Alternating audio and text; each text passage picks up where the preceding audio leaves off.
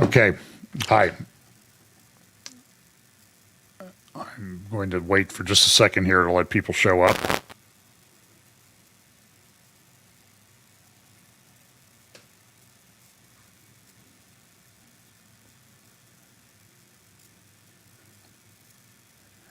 Okay. There's at least one person there, and just give me a little signal. There's about 10-second delay here, so if I look like I don't know what I'm doing, I don't know what I'm doing because it's a 10-second delay. So just let me know if you've got audio and that type of thing. If you don't, let me know. I'll try to take some questions tonight. I had a lot of plans about what I was going to do tonight. And then I got emails, texts, messages, phone calls from some people in Israel about the things that are going on there right now. So my best laid plans got set aside. So I'm going to move this back just a little bit. For some reason, the lighting has changed in my green screen. I don't know why. And so I'm getting this green tint in my hair. You see, tonight I'm doing this from my virtual prison here in Galena, Ohio. Boy. There's a lot of going on. I don't even really know where to begin. And now I see my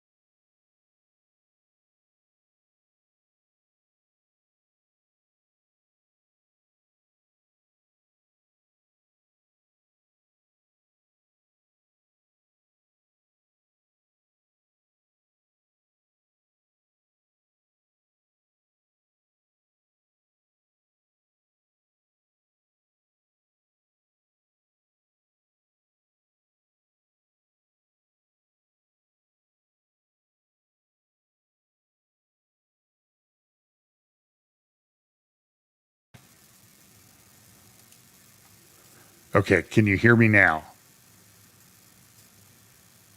No, I didn't hit a mute button. My thing went off and I did nothing to it.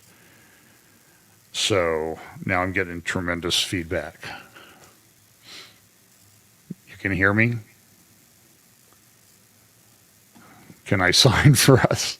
No, I don't do. Trying. I have a great niece who's unfortunately deaf, and I'm going to try to learn some sign language. So let's just talk about a few things that are going on. My best laid plans. Again, I was on a long phone call with somebody in Israel, and it just did not. It just took up a lot more time than I thought. You may find it hard to believe that I talk for a long time on the phone at times.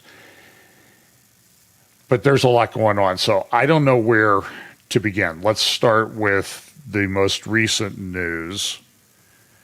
And the most recent news is this, that Trump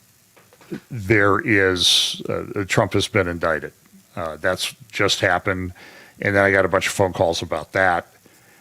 But anyway, if you're having audio problems, let me know. I have no idea what happened here. Boy, oh boy, this is so frustrating. So Trump got indicted. I think the case is bogus. The the case is very weak. But the one thing you need to understand, I was just talking to a friend of mine who's much more politically connected than I am. They're never going to let Trump alone, ever. It's just not going to stop. And whether you like Trump or not, I see a lot of parallels about what's going on between Trump and then what's going on with Netanyahu and the government in Israel.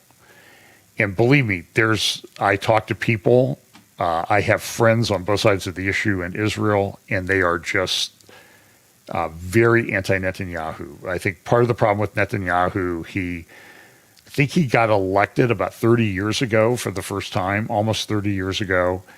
And then he was out for a while, and then he came back. And I think his problem has been that he's not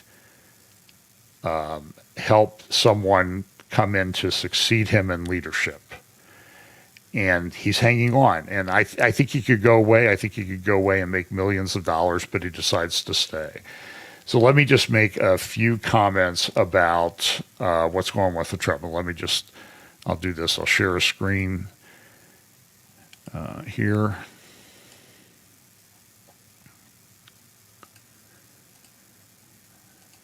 So, and then you don't have to look at me as much. So, a couple things going on in Israel. There is this controversy over judicial reform.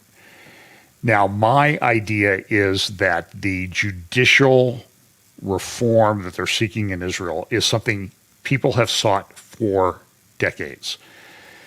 There was a Supreme Court justice named Barak who a few years ago decided that the Supreme Court could act on a test of reasonableness. Israel does not have a constitution, and they're not organized the way we are. They're a parliamentary system. They have one legislative body, unlike the United States and even the UK, which has two legislative bodies. And the genius of the way people set up things here in the United States, and what's lasted for quite a while, but it's being torn down now, in my opinion, was that there's checks and balances. And in Israel, almost everything relies on the parliament. They put in I don't even know if they had a Supreme Court for a while, but the Supreme Court came in and they have a selection process. So there's 9 people on the committee to select justices for the Supreme Court. They have to get 7, this is my understanding, they have to get 7 votes. So what's happened now, and that sounds fine, and it's always been, there's been some left-wing and right-wing Supreme Court justices, but the left got control of this at some point, and they vote as a block. Effectively, they get to veto whoever is coming in to be a Supreme Court justice. So there's become a lot of nepotism. They all come from the left wing, and there have been some abuses. And so Israel, while it does not have a constitution, they have these laws called basic laws. At some point, the Supreme Court has ruled, and again, this is based on my understanding, and I'm not a lawyer in Israel, so there's plenty of videos out there that you can watch. If you go to JNS, Jewish News Syndicate YouTube channel, you'll find videos there of Caroline Glick, Jonathan Toobin, and a bunch of other people that are talking about this. There was, I think it was Jonathan Toobin or Tobin, interviewed Ruthie Bloom, who now writes a column twice a week in the Jerusalem Post. She's always on the last page on Friday, right under the editor's column. She's conservative, religious, and she did a great interview this week where she kind of laid out like there are people here that are trying to tear us down. Now, when you tear us down, tear down the country, if you talk to people in Israel, people say, "Oh no, it's not a left versus right thing," and you'll see people when they're marching against the government, which they say is undemocratic, even though it was democratically elected according to the rules, and there was no allegation that there was any kind of election fraud or anything like that. It's just people don't like the result, and just like in our country, people don't like the result, so they're trying to tear it down. there's a if I find the video, I'll try to play it here tonight while I'm talking, but I doubt that I will. There's a video, I'll just tell you about it rather than try to jump back and forth between the browsers. There was an interview of Ehud Barak. He used to be the prime minister. I think he was the defense minister as well. And in many respects, he is a bit of a war hero. But he has become, I would say, a man of the left. Now, people would disagree with that. But he was doing an interview just the other day in the UK. You can go to the Chatham House YouTube channel, Chatham, Chatham House YouTube channel, and get his interview. Or you can look up like Caroline Glick's Twitter account, and she got the video. And in it, he says, look, this is what's going on. We have found out, and there were studies done at Columbia University, that if you get 3.5% of the people in the country to challenge the government, they can take the government down. And it's clear that a lot of what's going on, it's not everybody who's opposed to judicial reform, but many of the people who are opposed to judicial reform are doing it to tear the government down. They do not like Netanyahu. And my guess is that there's two things that they're concerned about. They don't like Netanyahu, and they don't like the conservative, religious, Zionist, Orthodox, ultra-Orthodox parties that form Netanyahu's coalition. And the concern, and I've had friends tell me this, that their concern is that they're going to come in and they're going to enact Torah law in Israel, and we don't trust them. They can't do that. And this is the problem that we have here in the United States. You always hear this comment that people make is, you can't legislate morality. Folks, the only thing people do is legislate morality. Every law is based on someone's moral judgment. So, for example, that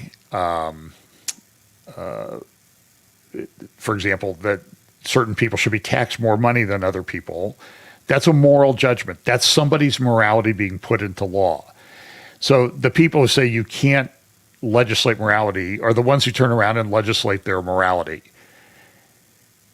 And so people are upset. And the way Israel's structured, they have this crazy parliamentary system. It almost does not make any sense to me. And you have to make a certain threshold where you get at least 4 people.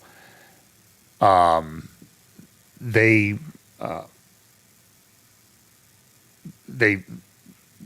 what's happens is that to form a coalition, you never get a majority, very rarely. You never get a majority, so you have to get other parties to come into your coalition. But to get them to come into your coalition, you have to make concessions to them. And so the question then becomes, how many concessions are you going to make? And so the concern that people have is they don't want judicial reform because they're concerned that with the religious parties in this coalition with the Netanyahu, that they will enact some kind of strict religious Torah-based law. And people don't want that. Israel is largely secular. But this is how the democracy works, and they were democratically elected. And as somebody told me today, that we just we got a majority, and they don't like that we got the majority. And the concern is that without the Supreme Court being in control of the left, that if they do enact these laws, there's nobody to put brakes on the legislature. So there's been some proposals in the legislature that they could overturn Supreme Court decisions by a simple majority. I think they've backed off that. There's been some other proposals kicked around. They're having meetings right now to work this out. Herzog, who is the president, which is a largely ceremonial office, but he was a member of the left Labor Party. He came out a few weeks ago and he said, we need to slow it down. We need to compromise. And then it's almost like somebody got to him, or he stuck his finger up in the wind and said, if I'm ever going to have a political future here in Israel, I've got to come out against this thing. And he came out strongly against this. So there's protests going on. There's thousands. I was talking to people driving in Jerusalem on Monday. They said, it took them a couple, 3 hours to go 3 kilometers in the city. Other places in Israel are perfectly normal. It's just like, some people say everything is melting down, everything is falling apart. I don't know that that's true, but many people seem to be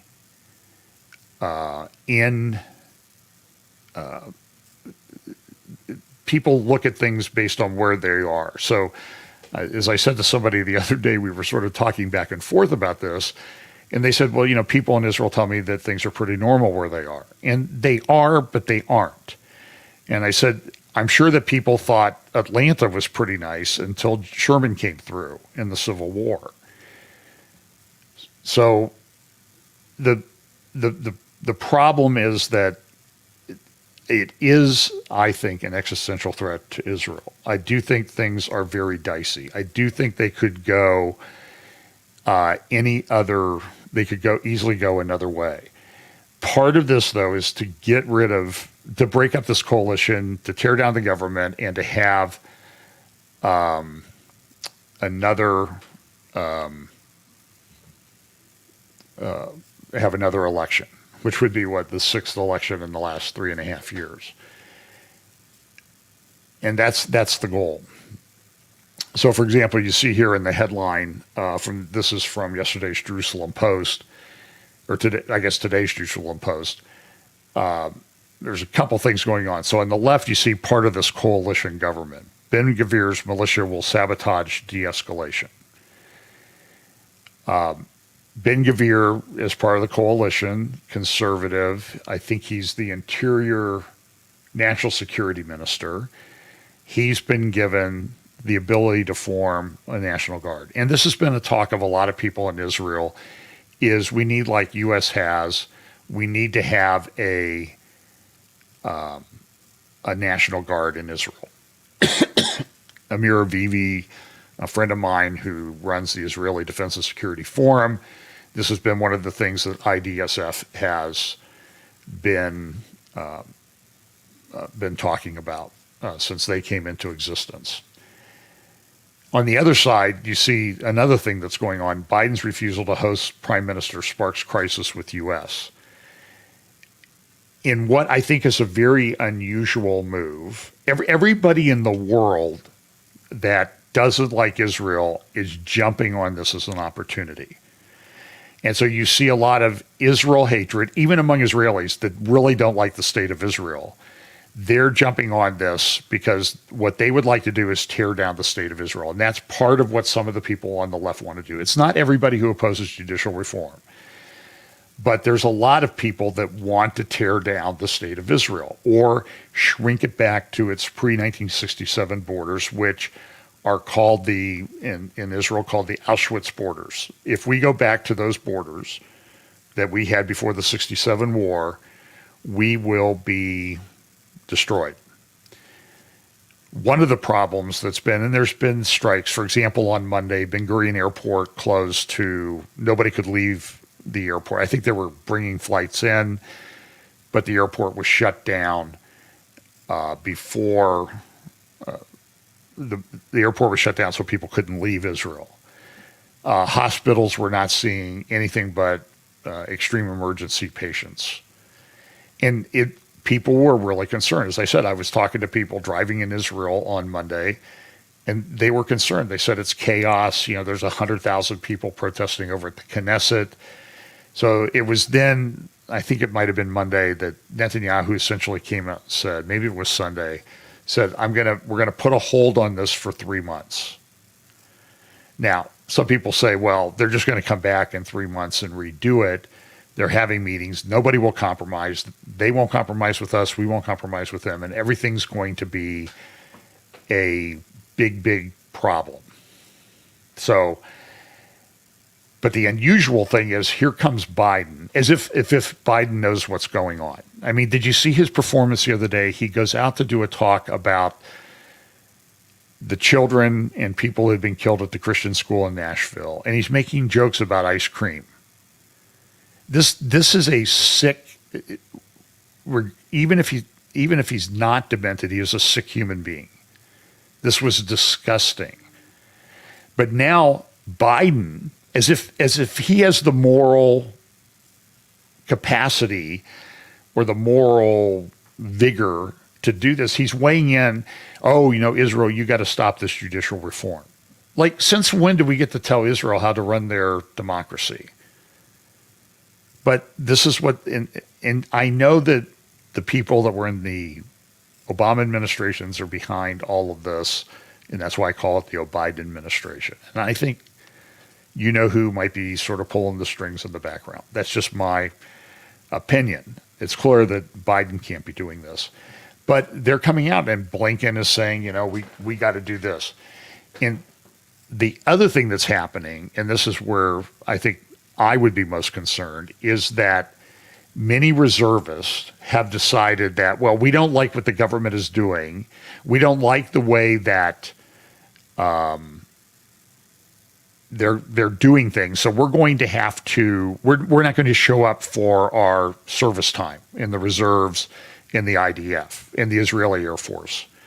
So a lot of the pilots have come back, or pilots and others have said, we're just not going to serve.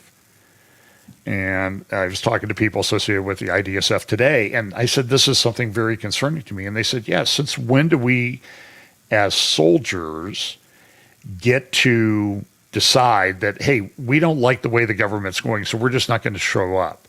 This is not, Israel's had mostly left-leaning governments since its inception. I think as it was explained to me today by a friend in Israel, the person who's been a rabbi, he said, listen, what happened when Israel was founded was that David Ben-Gurion was a secularist. And so most of the institutions that were set up in the government, the courts, the legislature, that type of thing, were set up by secular people. And they sort of thought, well, it's never going to change. It's always going to be secular people in charge. But the country has grown increasingly more religious. And you could see sort of a parallel to what's going on in the United States, whether Trump's the best person to be leading a Christian coalition. There was an ascendancy of the religious right in the country under Trump. And the people on the left, they hated it. It's the same thing that's happening in Israel. They don't like the religious parties. And listen, I've been in some ultra-Orthodox neighborhoods in Jerusalem, and I don't feel comfortable because it's like they make it very clear that I don't belong there, because compared to them, I look very different. But this is the way, countries have very diverse populations and religious orientations and that type of thing, and you try to make it work. But it's very concerning, especially when the soldiers and pilots and the reservists say, we're not going to show up because we don't like the government. And I asked somebody who's been in the military, and I said, what are you guys doing about it? And he said, well, what they're going to do is they're going to have a demonstration in Tel Aviv. I think it's this weekend, where they're going to say, hey, listen, we're going to retake our oath that we made to support and defend the nation of Israel. And we're going to invite everybody to join us. And I think it's a brilliant move. So we'll see how that goes. But it's very concerning what I see happening. Things are melting down. I think things are in a very tenuous situation. But to most people in Israel, it's like when the BLM riots were going on here in the United States, my life was pretty normal unless I went down to the areas where the riots and demonstrations were taking place. So I think that you're going to see, a lot of people in Israel say, well, I don't know what's going on. I don't know what the beef is. My life is pretty normal. And as I said this to a pastor friend, listen, Atlanta might have seemed pretty normal until Sherman got there during the Civil War, and then things looked really, really bad. So that's where we are.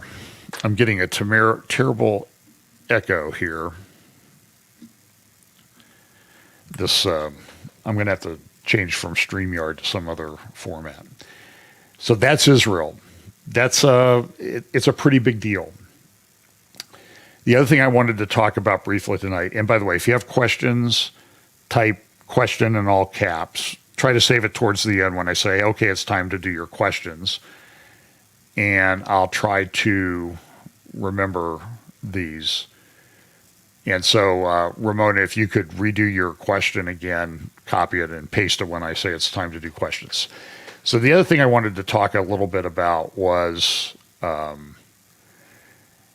this AI stuff. This is very concerning. I have a whole bunch of videos. I'm going to save them for Sunday for the most part. I'll just sort of recap what I've seen and what I see going on. This artificial intelligence thing seems to be spinning out of control. I played a video a few weeks ago. Let me see here. I'll pull it up if you want to go back and look at my hang on, I have to. So it's a video by a guy named Eliezer Yudowski. And he's a futurist. And you remember the video I played of the guy, they're interviewing him, and he said, listen, it seems like they're summoning demons in this whole artificial intelligence thing. He's been very concerned about what he sees going on. And he said, so the solution was that we put a demon summoning device in everybody's home, or most people's homes. Like he means Alexa or some of these things that listen to everything that goes on and that sort of thing. And they're listening to everything that goes on anyway, but this is one where you put it in because that's what they're going to do. And you can just say, Alexa, I want you to do this. We don't have one. We've shut those off on any of the devices we get that have those, but I don't know if they're still doing it in the background or not. It's pretty hard to be totally private. But it's very concerning what's happening in this in the area of artificial intelligence. So Saturday morning, Sunday I will play a clip of Bill Gates. Bill Gates has weighed in, and he says, this is a very seminal moment with artificial intelligence. I'll play the clip on Sunday. I'll spare you the playing it twice. And in Microsoft, Bill Gates is not part of Microsoft anymore in terms of managing it, but Microsoft has put $10 billion into artificial intelligence. $10 billion. I mean, that's huge.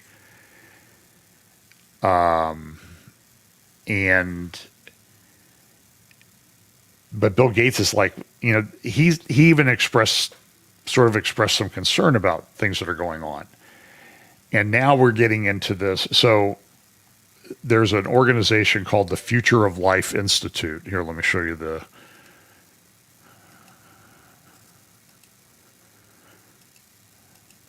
Okay, so now why?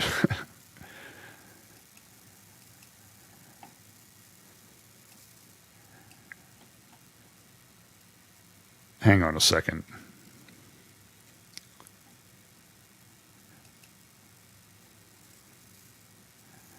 Okay, here we go. For some reason, I'll tell you what, I think people see that you're on and they start hitting you, the bots and attacks start hitting you. Because I sit here, I practice this, I go through all the things that I've worked on. I can see my screen's freezing up and everything now. At least it looks like it's freezing up to me. And I don't even have hardly anything open. Okay. So here's a group called the Future of Life Institute. And it says here, steering transformative technology towards benefiting life and away from extreme large-scale risk. And I don't know if this is a new organization. I'd have to see when this organization was formed. But they came out with an open letter and said, pause the giant AI experiments. So when I was in Israel in December, that's when I first heard about ChatGPT 4. Jonathan Metzger, he's a investment financial guy in Israel, I think very wealthy, especially big on the Abraham Accords and that type of thing. He's saying, listen, we have this stuff, ChatGPT. I mean, it's the fastest growing app in the history of all these apps. And he said it there, and this was paralleled what the Neuralink presentation had been of Elon Musk's company, talking about, listen, that we're going to, and this is where it sort of concerned me from an end times Bible prophecy standpoint, because we know that Satan is the great imitator, and that one of the messianic signs that Jesus had was, listen, the lame walk, the blind see, the deaf hear. The disciples of John the Baptist came and said, listen, are you the one or should we look for another? And he said, you tell John the Baptist, the lame walk, the blind see, the deaf hear. But when you looked at the Neuralink presentation, there was a parallel as to what they did. It was the lame walked. And I believe that Jonathan Metzger even used that terminology in his talk in Jerusalem. Maybe that's what I heard. I'd have to go back and look at the video. It's on the Israeli Government Press Office Christian Media Summit. Some of the videos from that the conference that I was at in Jerusalem are on the website, on YouTube. But this is very concerning. That was ChatGPT 4. Now they've come out with GPT 4, which draws from an even larger body of knowledge.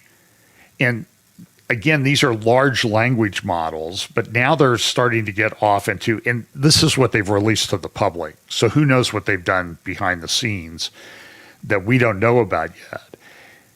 And it's very concerning. So a bunch of people, the signatories are up to 1,741, paused giant AI experiments in open letter. And the question is, I mean, who signed this? Well, you go down here and you see people like Elon Musk, Steve Wozniak. I mean, look at the first guys: Joshua Bengio, founder and scientific director at Mila; Stuart Russell at Berkeley; Elon Musk; Steve Wozniak, one of the founders of Apple; Yuval Noah Harari. Essentially what they're saying is we need a 6-month moratorium on developing this. But listen, is China going to stop?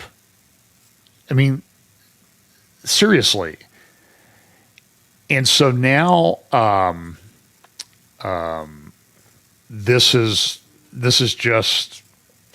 a problem. So this guy who I played the clip of a few weeks ago, Eliezer Yudowski. Let's see when I played that clip.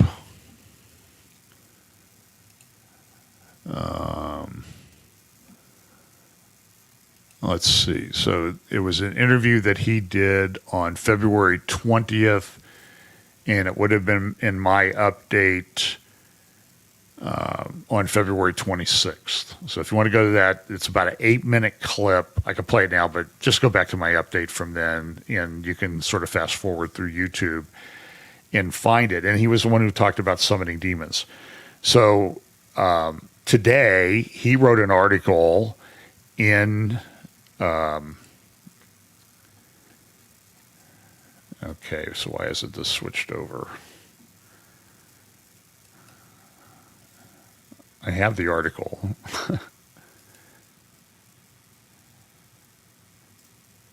There we go. Pausing AI developments isn't enough. We need to shut it all down. This is Eliezer Yudkowsky. Oh, good grief. Yeah, I'm going to try to just go to Rumble. This is a bit more people are tied into YouTube. So let me pull this up. I have no idea why this happens. There is no way that this should be happening.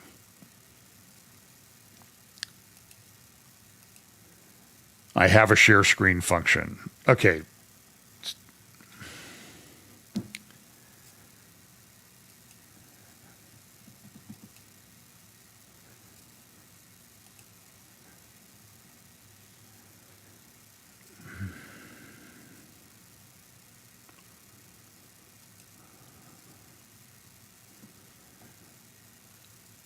My browser is frozen up.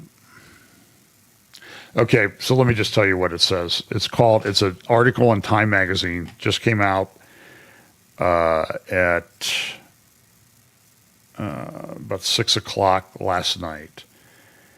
And he says, listen, pausing AI developments isn't enough. We need to shut it all down. That's what he says. He says, this six-month moratorium would be better than no moratorium. I have respect for everyone who stepped up and signed it. It's an improvement on the margin. I refrain from signing it because I think that the letter is understating the seriousness of the situation and asking for too little to solve it. Now listen to what he says. The key issue is not human competitive intelligence, as the open letter puts it. It's what happens after AI gets to smarter than human intelligence.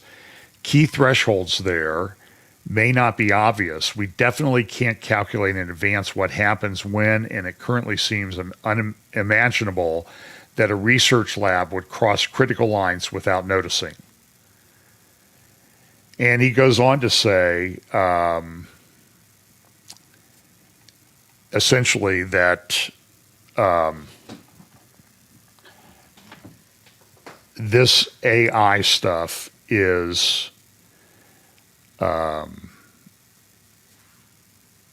could end humanity in very short order. On Saturday morning on CBS, there was a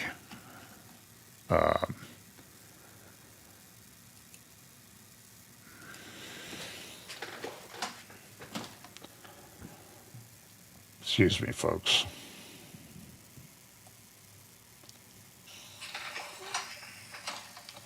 I'm trying to it's ridiculous. This is so frustrating. So let me just talk and we'll see what happens. Listen, folks, I apologize.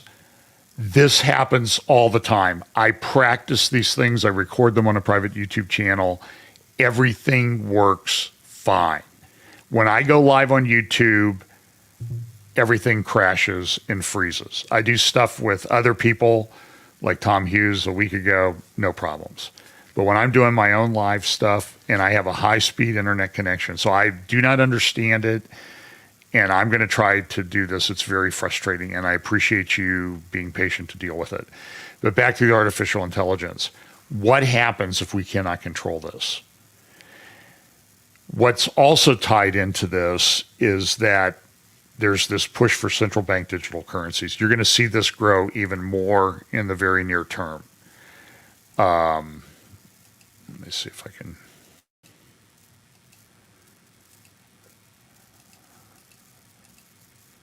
I'm going to shut some things down here and see if that changes anything.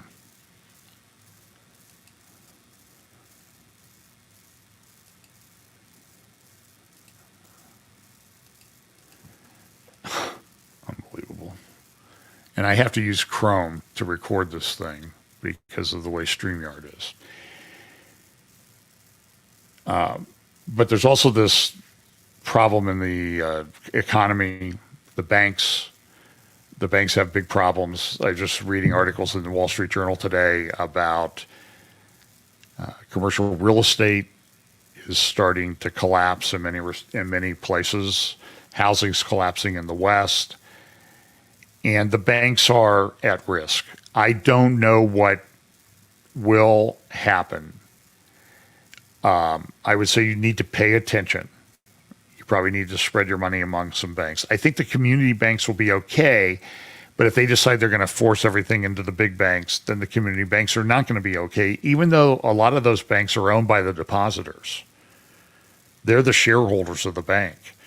But, I mean, do you think Janet Yellen and this Powell guy that runs the Federal Reserve, that they care about that? They don't really care about that.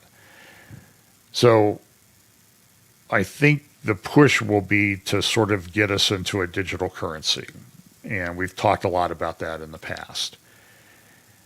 And I see a comment here, just remain. That's probably why the Antichrist will do signs and wonders stuff. And that's true. This artificial intelligence stuff is moving so quickly. In fact, there was let's see if I have it here. Well, now what happens is Adobe is updating while I'm trying to. That's probably why everything froze up. So.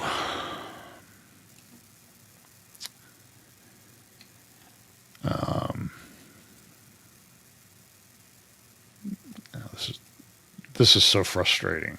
I'm more frustrated tonight than I think I've ever been when I tried to do one of these things.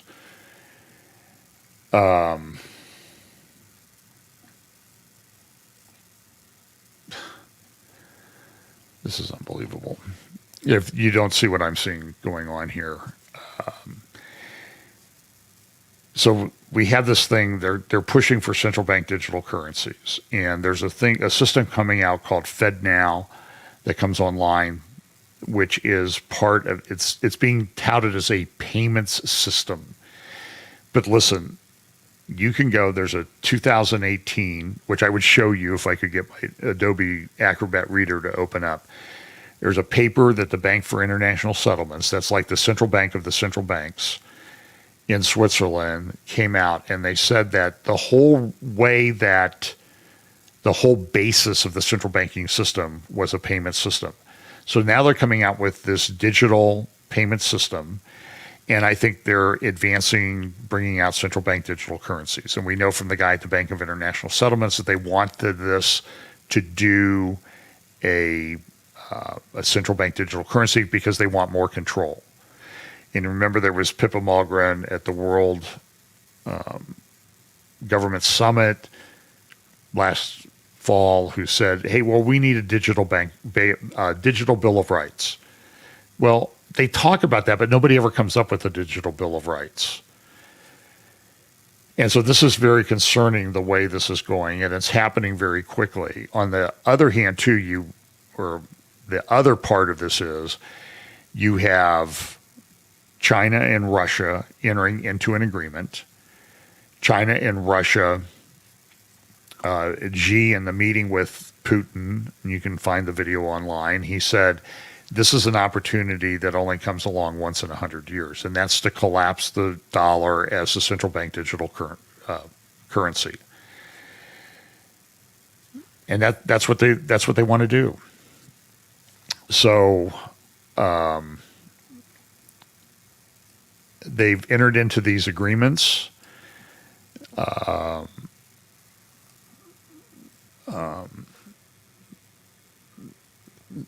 With China and Russia to make exchange of commodities and digital yuan. And that's not even really good for Russia. Saudi Arabia is signing on to it.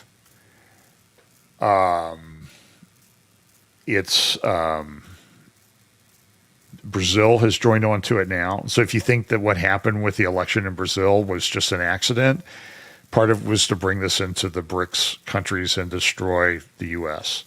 And when that happens, it's going to be very bad. You need to have prepared. You need to have some food stored up. I don't know when it's coming. I was watching Dave Walsh today on War Room. Maybe it was a clip from yesterday or today. And he said there's starvation coming because the greenies in the government are collapsing the energy system, the energy delivery system. That's also leading to collapse in fertilizer, and it's fertilizer imports that have allowed fertilizer inputs that have allowed farmers to become much more productive than they used to be. So as I was sitting here thinking about how I wanted to talk about things tonight, it's like everything is connected and everything is converging. and everything is accelerating. Everything is happening very quickly. And so everywhere you look, you see this in governments. You see these conflicts in the government. For example, I talked on Sunday about France. France is in a crisis.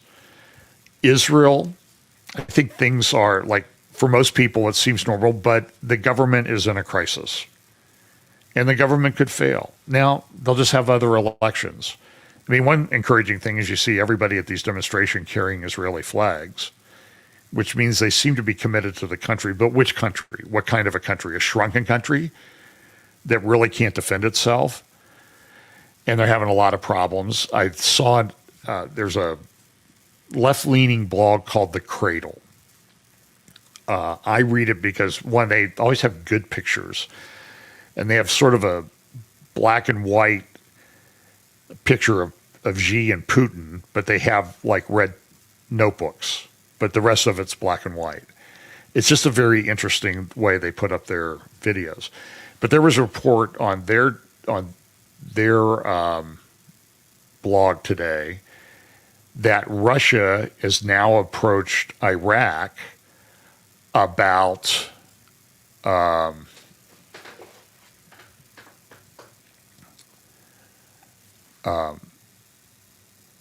all of these, they want to use Iraq for an air corridor to transfer things to Syria.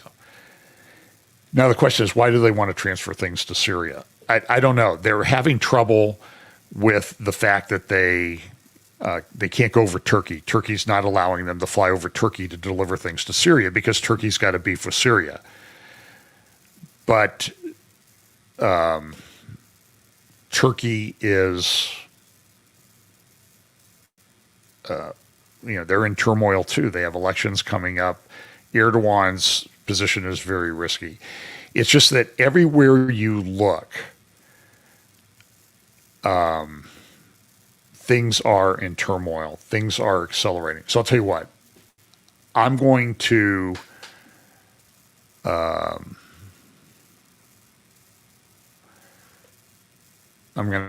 take some questions now, just a couple, and then we'll finish this. And again, I apologize for the technical difficulties. I think maybe I just need to stop doing the live updates because it seems that the systems don't like that. I'll just have to record them and edit them in advance. And the reason I don't do that is just so you know that that editing and that type of thing can add hours to getting an update up. So the live is sort of a way to do it without having all that extra time, but it's just very frustrating. So anyway, any questions?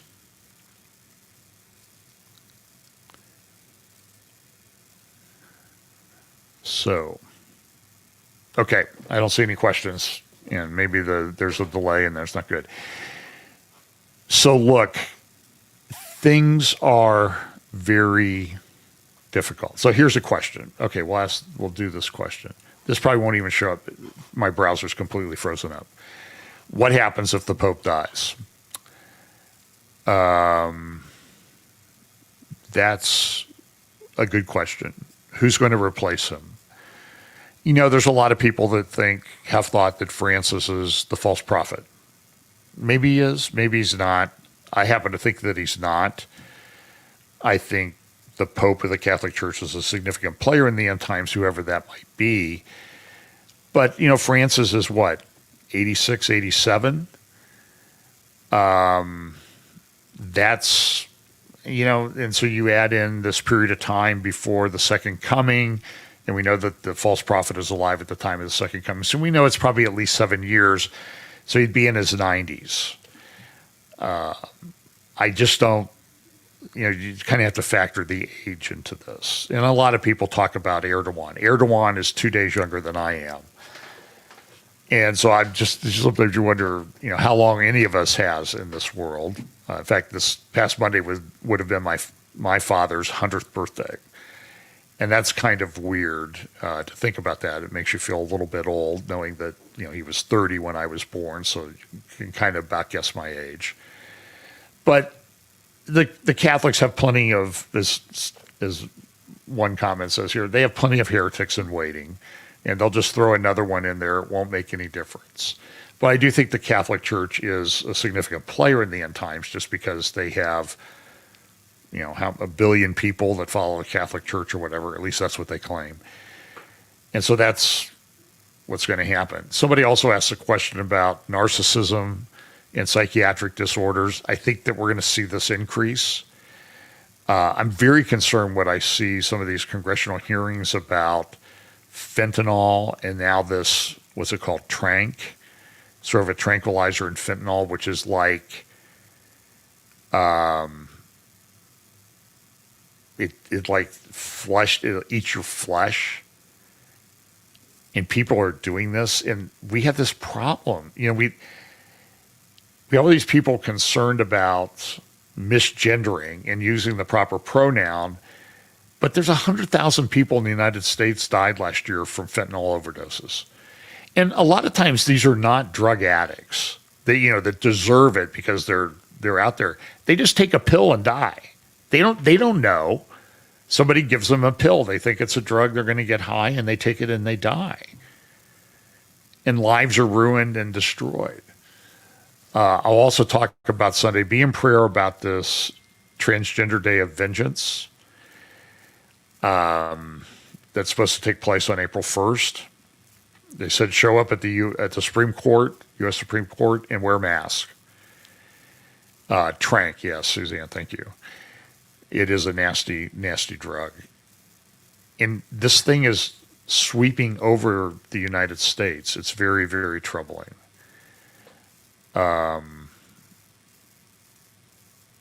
We're watching what I think is the beast system coming together. I don't know exactly what that looks like when all is said and done, but it's coming, and the foundations of it are being put in place. And now with this artificial intelligence, even some of the people that are involved in it, they just, they're concerned about it. They're concerned that this could end humanity. There was a guy, he's one of they call him the godfather of artificial intelligence, I think. And they interviewed him on CBS Saturday morning. I'll play the clip on Sunday. And they asked him some questions, and he said, he made a very interesting comment. They said, well, what do you think is going to happen? What's the chance that this artificial intelligence thing is going to destroy this artificial intelligence is going to destroy humanity? What are the chances of that? And the guy says, well, somewhere between 0 and 100%. I really don't want to say. And that's one of the guys who's the foundations of this. I have some comments, play a clip on Sunday of Sam Altman, a couple clips of him, and some interviews he gave recently where he talks about the same thing. Like, well, I think we'll control it. I think we'll be able to get it under control. So here's this open letter, like we need to take a break.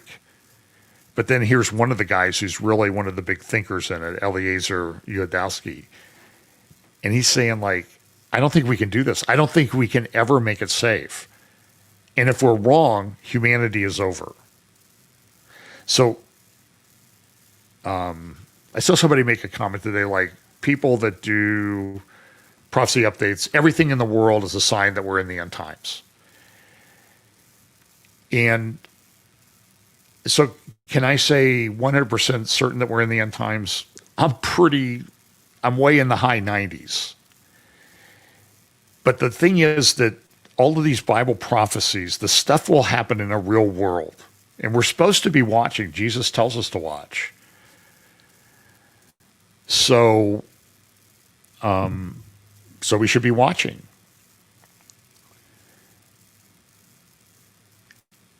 But the problem is that,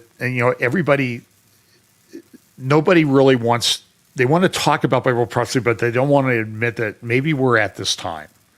And I think we're at this time with the convergence and acceleration and all these things that are going on. And that's going to unfold in a real world. And remember the line that I use from the Hemingway novel, I think it's The Sun Also Rises. How did you go bankrupt? And so I went bankrupt in two ways, gradually, then suddenly. And I think this is how this Bible prophecy thing is going to play out. It's going to be gradual, and then it's going to be sudden and done.